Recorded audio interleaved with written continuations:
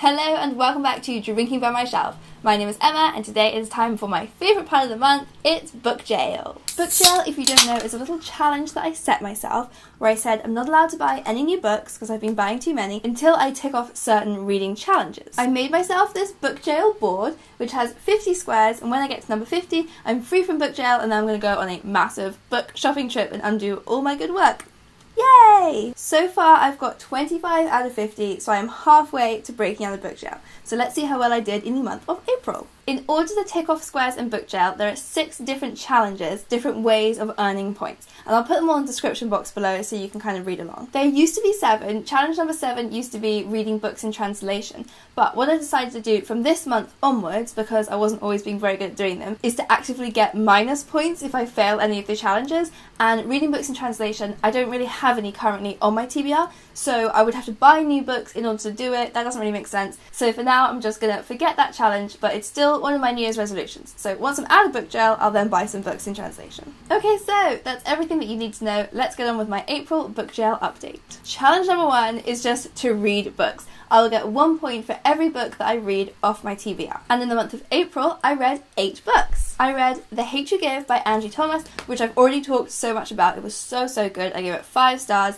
100% recommend this one. I read The Night the Lights Went Out by Karen White, which was really good fun. It's like a mystery set in Sweet Apple, Georgia, and it's about iced tea and betrayal. I read Gone Without a Trace by Mary Torgerson, which was an okay thriller, I thought. It's about a woman whose boyfriend goes missing without a trace, and she has to figure out where he's gone to and why he's deleted his number from her phone and he's just completely vanished. I read The Miseducation of Cameron Post by Emily M. Danforth, which I read for the Girl Sex 101 book club, and I adored this one. It was another 5-star read. It's about a young gay girl growing up in Montana in the 90s, and we follow her from when she's about 12 to about 16, and it's just beautiful and sad and heartwarming and lovely. I read The Good Immigrant, edited by Nikesh Shukla, which was a really powerful collection of essays about what it's like to be Black, Asian and minority ethnic in Britain today. He Said, She Said by Erin Kelly, which was a thriller that I ended up loving despite not liking the name and tagline, so do look past that and give it a go. I read The Stars of Fire by Anita Shreve, which was a historical fiction set in Maine during the Great Fires of 1947 and the fallout from that. And finally, I listened to an audiobook of You Don't Know Me by Imran Mahmood,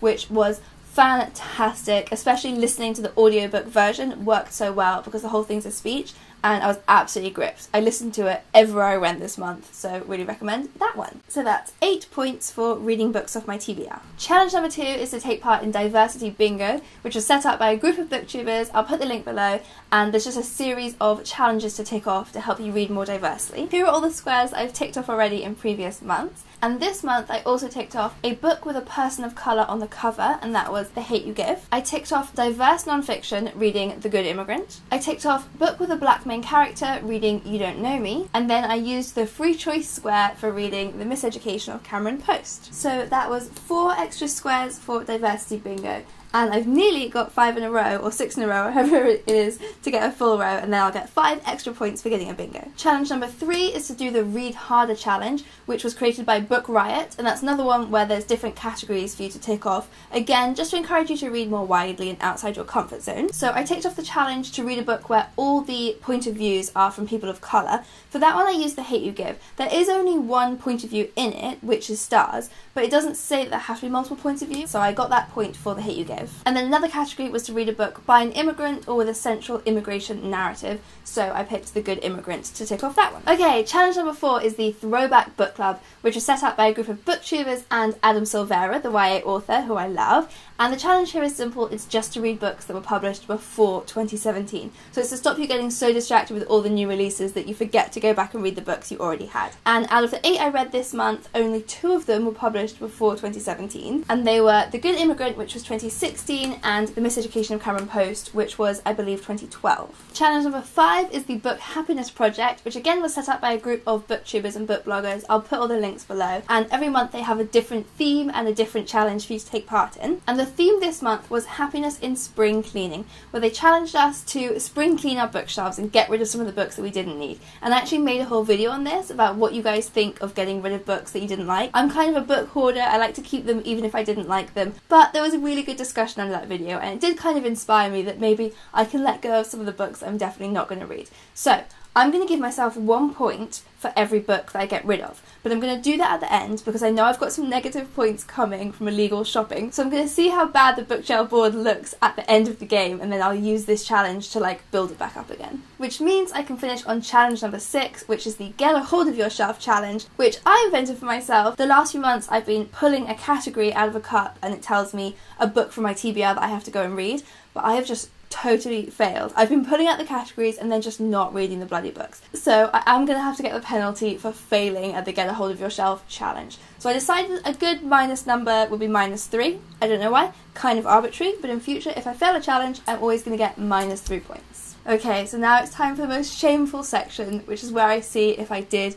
illegally buy any books this month. And I'm afraid to say that I did. I illegally bought The Power by Naomi Alderman, but it's like a feminist reimagining of the world, so I had to. I bought The Immortal Life of Henrietta Lacks, but it sounds so interesting. And I bought Doing It by Hannah Witten, because I just couldn't resist, she's so great. But that's 3 books, at a punishment of -10 points each. I've just lost most of my points. That's why it's lucky that I still have the spring cleaning points to win back. I started off with 25 points at the start of this video, and I've now got down to 8, which is not very good. I think we should always be moving forward, so I think I need to finish on at the very least 26 points so that we're making some progress to getting out of jail. But that would mean that I have to get rid of, hang on, maths, 18 books. I don't know if I'm up to this challenge. Let's see which books I can spring clean off my bookshelf. And find happiness in spring cleaning. That was the theme, because I'm going to find happiness in finding new space for new books when I finally get out of book jail. Let's give this a go.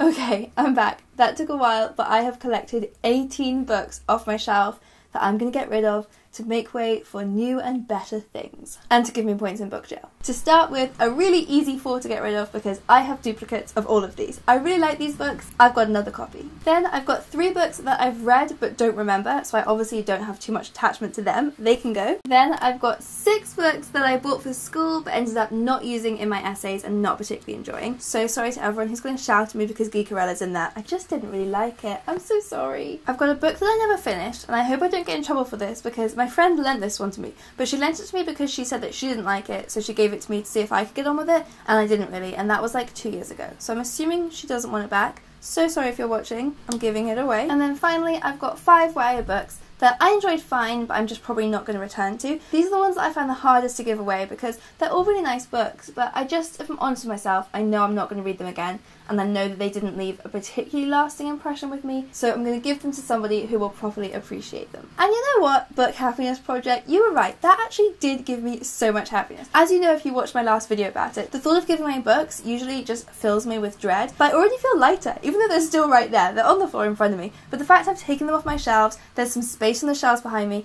I do actually feel really good. So, you know what that means? I started this month with 25 points in book jail, and I'm finishing with 26. It's not a great improvement, but we are making steps to the exit. So thanks so much for watching this month's book jail with me, and do leave me a comment letting me know if you're trying anything similar, and let me know if you gave away any of your books this month as part of the Book Happiness Project and how it made you feel, because I'd love to know if everyone's feeling as light and relieved as I am right now. And of course, don't forget to give this video a thumbs up if you liked it, and hit that subscribe button for new videos every Friday. See you next time!